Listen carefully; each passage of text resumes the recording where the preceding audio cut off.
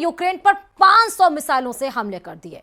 दावा यह किया जा रहा कि यूक्रेन ने रूस के डिप्टी नेवी चीफ को मारकर अपने बर्बादी को बुलावा दे दिया है। इसी पर आपको रिपोर्ट दिखाते हैं।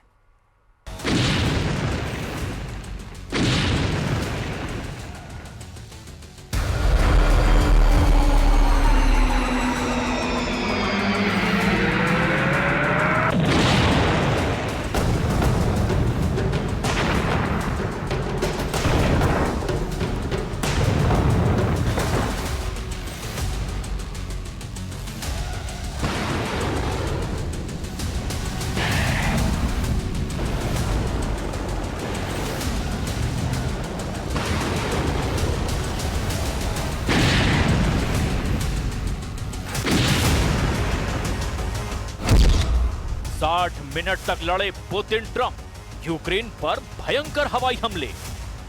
60 मिनट तक फोन पर ट्रंप पुतिन को समझाने में लगे रहे कि वो यूक्रेन पर हमला ना करें, लेकिन पुतिन ने 60 मिनट में दो टूक कह दिया कि जब तक यूक्रेन के सभी 5 इलाकों पर रूस का कब्जा नहीं हो जाएगा, युद्ध किसी भी कीमत पर नहीं रुकेगा। यानी ट्रंप की लाख कोशिशों के बावजूद यूक्रेन पर हमले तेज हो चुके हैं और ट्रंप हताश और निराश पूरी दुनिया को बता रहे हैं कि यूक्रेन जंग वो नहीं रोक पाए। दूसरी तरफ 40 महीने से ज्यादा की जंग में पहली बार ऐसा हो रहा है कि यूक्रेन को रूस की हवाई सुनामी से बचाने के लिए नेटो के जेट पोलैंड में उड़ान भरने लगे हैं। दावा किया जा रहा है कि 24 से 25 जून को हेग में हुई नेटो समिट के बाद से रूस ने यूक्रेन पर अब तक के सबसे घातक और बड़े हमले किए हैं। हम आपको दिखाने जा रहे हैं कि क्या अब नेटो रूस से सीधी जंग का मन बना चुका है। क्यों नेटो के लड़ाकू जेट रूसी हमलों को रोकने के लिए बड़े पैमाने पर मिशन पर निकल चुके हैं। हम आपको ये भी दिखाएंगे कि क्या ज़ेलेंस्की का वो दावा सही है जिसमें उन्होंने कहा कि रूस ने लगभग 4 साल की जंग में यूक्रेन पर 28,743 शाहिद ड्रोन से हमले किए हैं। हम आपको ये भी दिखाएंगे कि क्यों रूस ने अब यूक्रेन के 5 प्रांतों को नहीं बल्कि पूरे पूर्वी यूक्रेन पर कब्जा करने की जंग छेड़ दी है। सबसे पहले आप ये देखिए कि रूस इस वक्त पूर्वी यूक्रेन में कहां-कहां घातक हमले कर रहा है और ट्रंप पुतिन 60 मिनट तक फोन पर एक दूसरे पर क्यों भड़कते रहे। To President Zelensky tomorrow, early in the morning, and I'm very disappointed with the conversation I had today with President Putin because I don't think he's there. I don't think he's there, and I'm very disappointed. Well, it's not. I'm just saying, I don't think he's looking to stop, and that's too bad. Trump और Putin की वार्ता fail, 550 मिसाइलों से रूस का हमला। पिछले 7 दिनों से रूस के लगभग 50,000 सैनिक यूक्रेन के सुमे में भयंकर हमले कर रहे हैं। अभी तक जो खबरें बाहर आई है उसके मुताबिक जब से नेटो की मीटिंग शुरू हुई है उसके बाद से पुतिन ने यूक्रेन पर हमले 5 गुना तेज करवा दिए हैं। 3 और 4 जुलाई को रूस ने यूक्रेन पर तूफानी हमले किए हैं। जरा इन आंकड़ों को गौर से देखिए। रूस ने यूक्रेन पर 3 जुलाई सुबह 500 मिसाइलों और ड्रोनों से हमला कर दिया। यूक्रेन के राष्ट्रपति व्लादिमीर ज़ेलेंस्की ने दावा किया कि इनमें से 270 मिसाइलों को हवा में ही मार गिराया गया। इसके अलावा 330 शाहिद ड्रोन भी थे। इनमें से 208 ड्रोन को इलेक्ट्रॉनिक सिस्टम के जरिए जैम कर दिया गया। ये ड्रोन ईरान में बने हैं। इस हमले का सबसे बड़ा निशाना राजधानी कीव ही था। कीव के अलावा डिनिप्रो, सूमी, खार्किव, चेरनिहिव और आसपास के इलाकों को भी नुकसान पहुंचाया।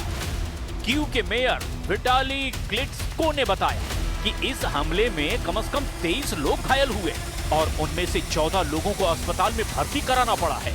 इस हमले से कीव के कई इलाकों में अपार्टमेंट बिल्डिंग, दुकानें, एक स्कूल, एक अस्पताल, रेलवे लाइन और दूसरी जरूरी ढांचों को भी भारी नुकसान पहुंचा है।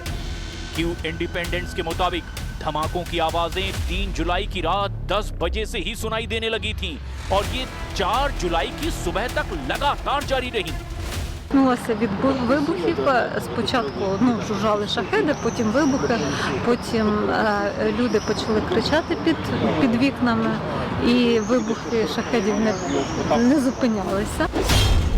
यूक्रेन पर रूस की हवाई सुनामी, नेटो ने उतारे लड़ाकू विमान। जरा कल्पना कीजिए, अगर नेटो के 32 देशों के लड़ाकू विमान रूस से सीधी जंग करेंगे तो क्या रूस उनका मुकाबला कर पाएगा? जरा कल्पना कीजिए, अगर नेटो के 32 देशों की आर्मी रूस के बॉर्डर में तबाही मचाएगी तो क्या रूस उनका सामना कर पाएगा? हम आपको बता दें कि ये कल्पना से ज्यादा अब हकीकत में होने जा रहा है, क्योंकि जेलेंस्की का यूक्रेन रूस से सीधे मुकाबला नहीं कर पा रहा। 28 जून से अब तक रूस ने यूक्रेन पर इतने भीषण हमले किए कि अब नेटो के लड़ाकू विमान भी रूस हमलों को देखते हुए युद्ध के लिए तैयार हो चुके हैं।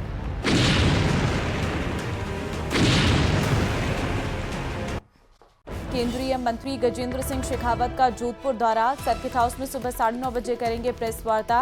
पीसी के बाद कई स्थानीय कार्यक्रमों में करेंगे शिरकत। शेरगढ़ के सोईतरा में सीएम के कार्यक्रम में शामिल होंगे।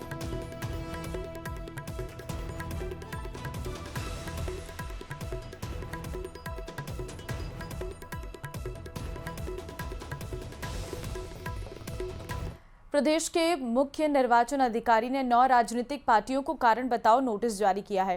15 दिन में इन पार्टियों से जवाब मांगा गया है। देखिए रिपोर्ट।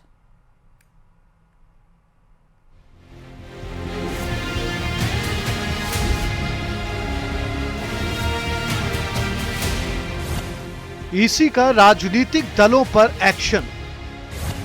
घनश्याम तिवाड़ी की पार्टी को नोटिस। प्रदेश में 9 पार्टियों की खत्म होगी मान्यता। प्रदेश में 9 राजनीतिक पार्टियां ऐसी बनी हुई हैं जिन्होंने पिछले 6 साल से यानी साल 2019 से लेकर अभी तक किसी चुनाव में भाग नहीं लिया, बिल्कुल निष्क्रिय हैं, जिसको देखते हुए चुनाव आयोग ने इन पर एक्शन लिया। कारण बताओ नोटिस जारी किया गया है। इनमें सबसे बड़ा नाम राज्यसभा सांसद और सीनियर लीडर घनश्याम तिवाड़ी की भारत वाहिनी पार्टी का है, जिसे चुनाव आयोग रजिस्टर्ड सूची से बाहर करने जा रहा है। घनश्याम तिवाड़ी ने साल 2018 में भारत वाहिनी पार्टी का गठन किया था। राज्य के मुख्य निर्वाचन अधिकारी ने घनश्याम तिवाड़ी की पार्टी समेत कुल 9 पार्टियों को नोटिस जारी कर 15 दिनों में जवाब मांगा है, जिसमें राजस्थान जनता पार्टी, राष्ट्रीय जन सागर पार्टी, खुशहाल किसान party, Bharatiya Jan Hitkari party, national Jansatta party, nationalist people's front, Swachh Bharat party, Maharana क्रांति पार्टी को नोटिस दिया गया है। चुनाव आयोग ने इन पार्टियों से पूछा है कि क्या पार्टी ने अपनी गतिविधियां बंद कर दी हैं या सीमित कर दी हैं। वहीं नोटिस में इन सभी पार्टी के अध्यक्ष या महासचिव या दल प्रमुख को आयोग के समक्ष पेश होकर अपना स्पष्टीकरण रखने के निर्देश दिए हैं। अगर 15 दिनों में जवाब नहीं दिया गया तो आयोग इन पार्टियों को एक्ट 1951 के धारा 29A संबंधित नियमों के अनुसार पंजीकृत दलों की सूची से बाहर कर देगा। जयपुर से सुधीर कुमार शर्मा की रिपोर्ट।